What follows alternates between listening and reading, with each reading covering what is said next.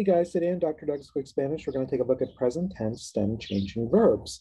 It's been almost 2 years since I started doing these videos, and I didn't have a video for this, which is very surprising.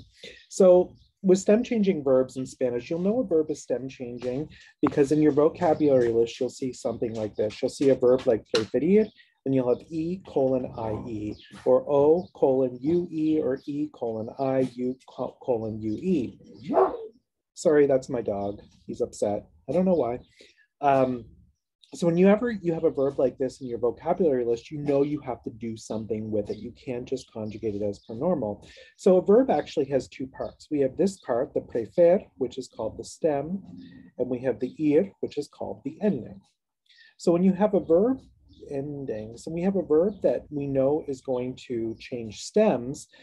First of all, we're going to see what it's conjugated in. We're going to have yo. And then we know that yo, the yo form is o, yo prefiero, right? So we've conjugated that. But we also know from the textbook that this is going to be a stem changing verb. So in these forms, if a verb is stem changing, the yo, tú, él, ella, usted, ellas, ustedes, it has to change stem, and we know that the E will change to an IE. So instead of yo prefiero, it'll be yo prefiero, it'll be yo prefiero, right? Yo prefiero, prefieres, prefiere, preferemos. We're not going to change it because that's not in the boot. Preferáis, prefieren, right?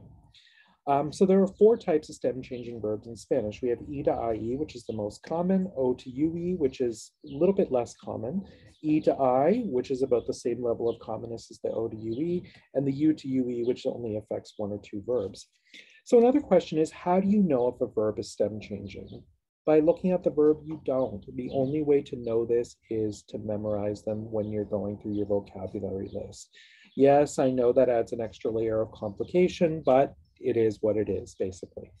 So to take into account some things to remember, you know it's stem changing. If in your textbook you see an E to IE, you're going to break it down into two parts, the stem and the ending. You're going to conjugate the ending as per normal, and you're going to change the stem. If the conjugation falls within the boot form, you're going to change the stem according to whatever this says, E to IE, O to UE, E to I, etc.